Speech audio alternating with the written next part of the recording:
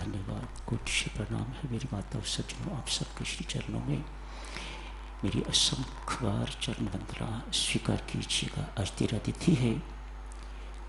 दो शब्द जो आप जी की सेवा में अभी कही जाएंगे, इसके बाद ही तेरा तिथि का अखंड जाप शुरू हो जाएगा। दिन भर चलेगा, रात्रि को भी चलेगा। कल सुबह 7 से 8 श्रीमान पाठ जी के साथ इसकी पूर्ति होगी।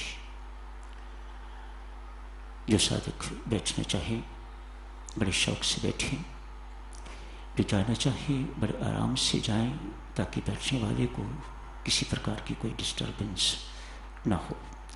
सदाचार की चर्चा चल रही है। पिछले रविवार सदाचार की चर्चा शुरू की थी, आज जारी रखेंगे, अगले रविवार को भी जारी रहेगी। जिस आचरण में भक्ति का साथ मिल जाता है उसे सदाचरण कहा जाता है, सदाचार कहा जाता है। साधारण शब्दों में देवियों सज्जनों, जो व्यवहार हम परमात्मा से करते हैं, जैसा व्यवहार हम परमात्मा से करते हैं, जैसा आचरण हम परमात्मा से करते हैं, वैसा ही यदि संसार से हो जाए तो इसे सदाचरण कहा जाता है, इसे सदाचार कहा जाता है। हम विपरीत दिशा में चल रहे हैं, इसीलिए दुखी हैं, चिंतित हैं।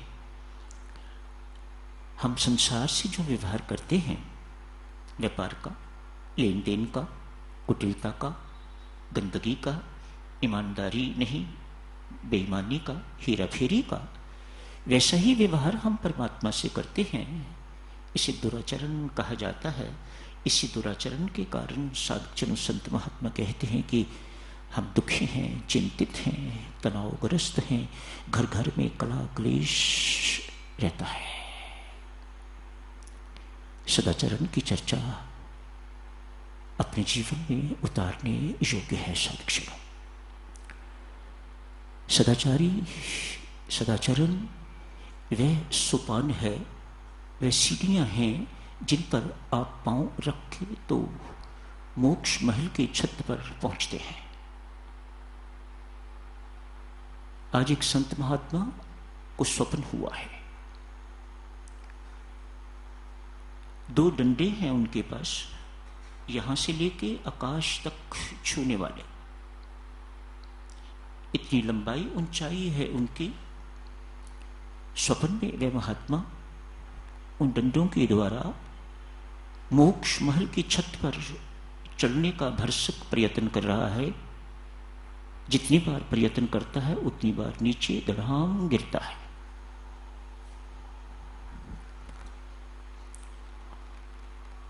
यह स्वप्न में सिलसिला जारी है।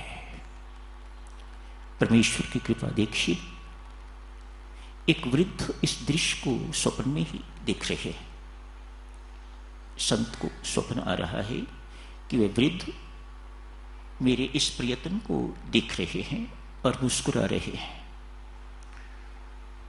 जब सफलता न मिली तो संत ने उस वृद्ध से पूछा, महाराज, मेरे पास ज्ञान के डंडे हैं, भक्ति के डंडे हैं, कर्म के डंडे हैं, योग के डंडे हैं, जो भी आप कहना चाहो, बहुत बड़े बड़े हैं, बहुत ऊंचे ऊंचे हैं, लेकिन मैं अपने लक्ष्य को प्राप्त नहीं कर पा रहा।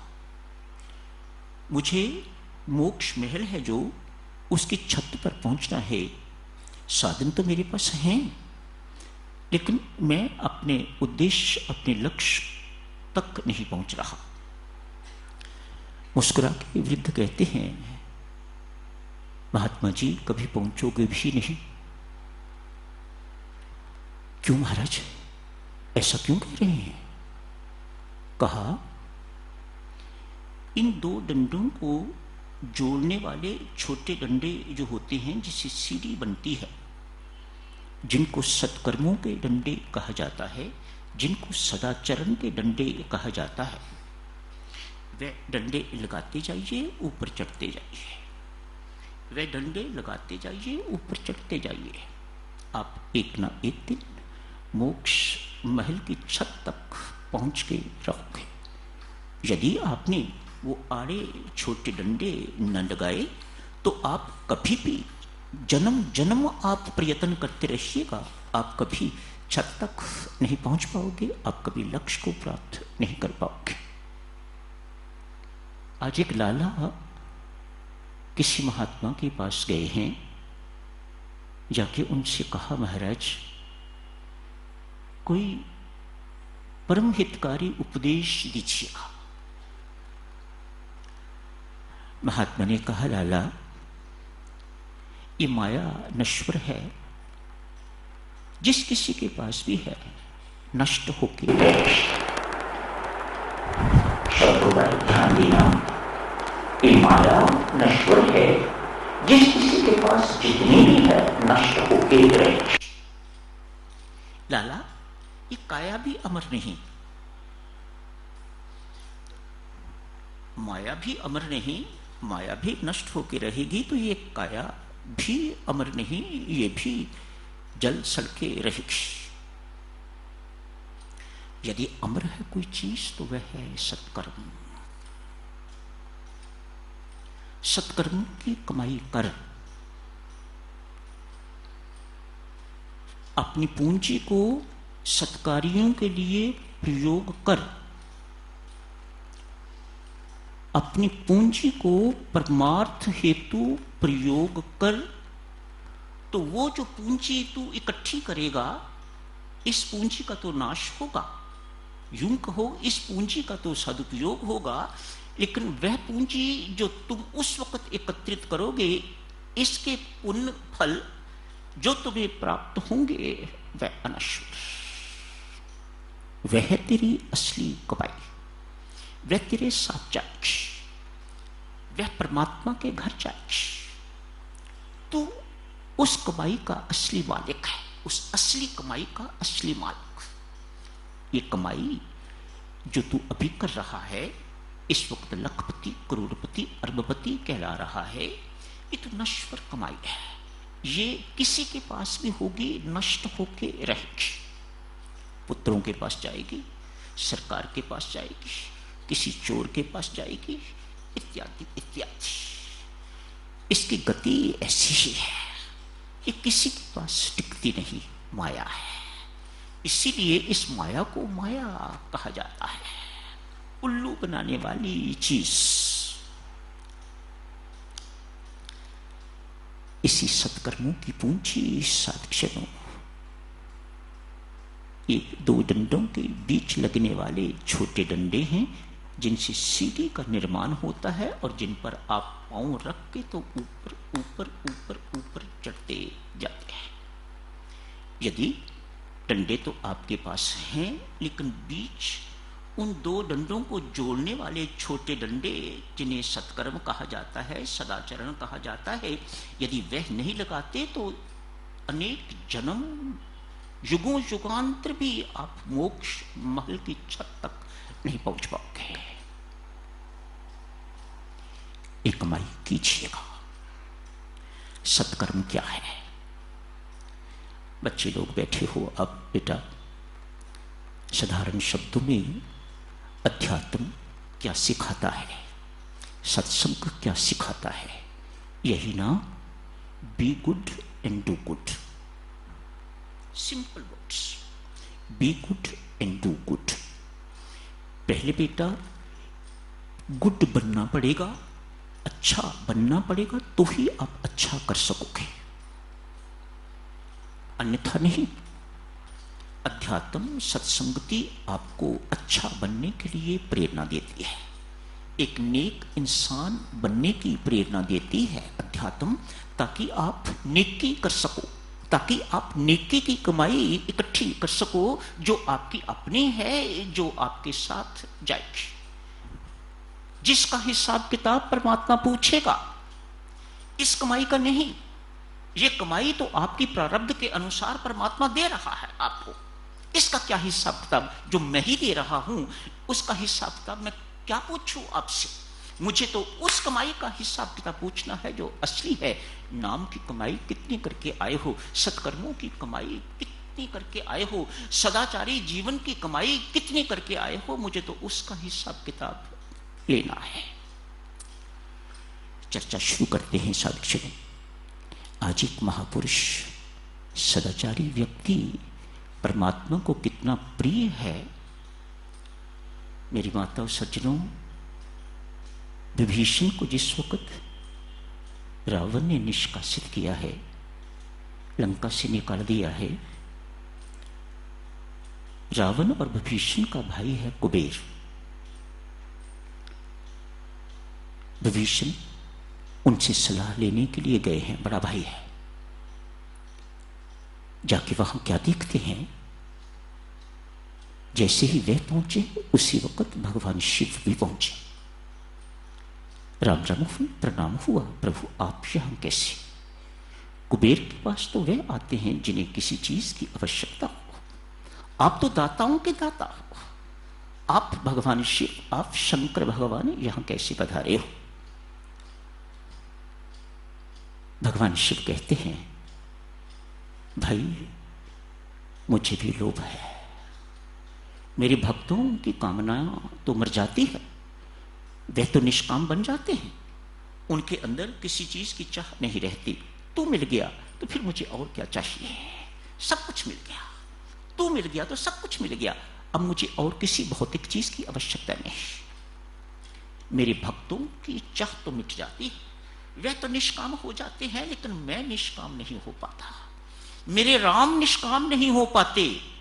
विभीषण जी, मेरे राम आपको अपने हृदय में बिठाने के लिए बेताब बैठे हुए हैं, मेहरबानी करके अविलंब जाइएगा, उनकी चरण शरण ग्रहण कीजिएगा। उन्हें भी इस बात का लोभ है कि सदाचारी व्यक्ति, सत्पुरुष, महापुरुष आए और मैं उन्हें अपने हृदय में स्थान दूं, और मुझे भी ये लोभ है। सदाचार की महिमा, सदाचारी व्यक्ति, ईमानदार व्यक्ति परमात्मा को इतना प्रिय कि वह उन्हें अपने हृदय में निवासित करते हैं, अपने हृदय में बिठा लेते हैं। आज एक ऐसा ही महापुरुष साधक दिल्ली से पठानकोट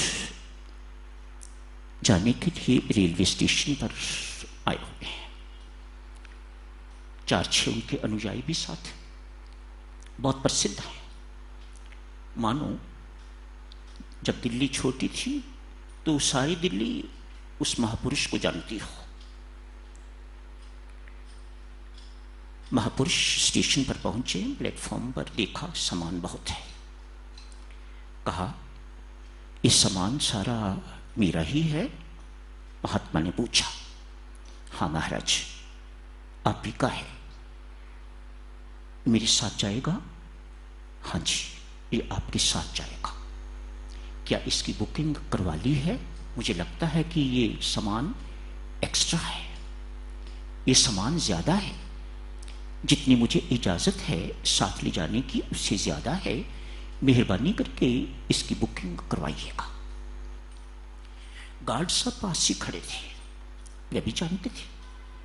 स्वामी जी, महाराज क्यों चिंता करते हो, मैं साथ जा रहा हूं, गाड़ी में मैं साथ हूं, अतएव आपको किसी प्रकार की चिंता करने की जरूरत नहीं, मैं जो बैठा हूं। सामान ज्यादा है तो कौन पूछेगा आपको, मैं साथ हूं। महात्मा मुस्कुरा के कहते हैं, भाई आप कहां तक जाओगे? मैं लुधियाना तक जाऊंगा। उसके आगे? महात्मा ने पूछा। उसके आगे क्या होगा? गार्ड ने कहा, महाराज जो दूसरा बैठेगा मैं उसके हवाले ये सामान कर दूंगा, आपको कोई डिफिकल्टी नहीं होगी, किसी प्रकार की कोई कठिनाई नहीं होगी, आपको बुकिंग करवाने की आवश्यकता नहीं। बेटा ऑनेस्टी की बात की जा रही है, सदाचार जीवन की बात की जा रही है, ईमानदारी की बात की जा रही है। व्यक्ति ईमानदार है तो पवित्र, नहीं तो बेईमान। ऐसी मोहर लगती है, छोटी सी बात के कारण ऐसी मोहर लगती है, जो ऐसा कलंक लगता है माथे के ऊपर कि उसे मिटाया नहीं जा सकता। कल परसों आपसे अर्ज की थी, गणेश की शायद संभव था पिछली बार,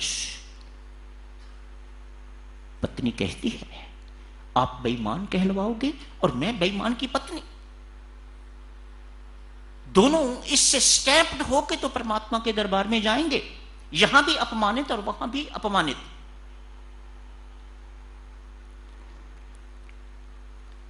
महाराज आपने पठानकोट तक ही जाना है ना, ये कार तो जम्मू जाएगा, आप क्यों चिंता करते हैं, आपका सारा प्रबंध हो जाएगा। महात्मा कहते हैं भाई मैं आपकी बात मान के अनैतिकता के, इमोरलिटी के मार्ग पर चल पड़ूं, इस अपराध से मैं बच भी जाऊं आपकी सिफारिश के कारण, राम के दरबार में मुझे कौन बचाएगा।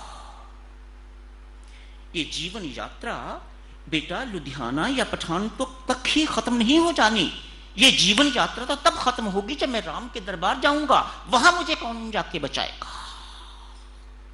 अवाक, अनुयायी भी अवाक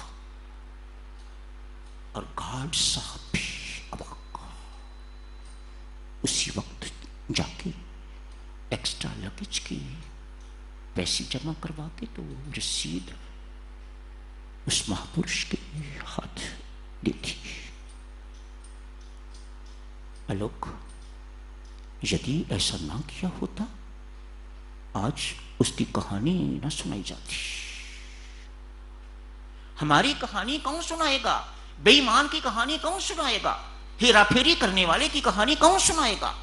इतनी सी बात और आज उस महापुरुष की कहानी आप सुन रहे हो, मन करता है उस जैसा बने। कितने पैसे खर्च हो गए होंगे, कितने पैसे खर्च हो गए होंगे। एक ने उच्च ईमानदार बना दिया, इतने से पैसे बचाए होते तो बेईमानी की मोहर लग गई होती और ये कहानी कभी सुनाई न जाती। जारी रखेंगे साधक जन इस चर्चा को अगले रविवार को। आज यही समाप्त करने की इजाजत दीजिएगा।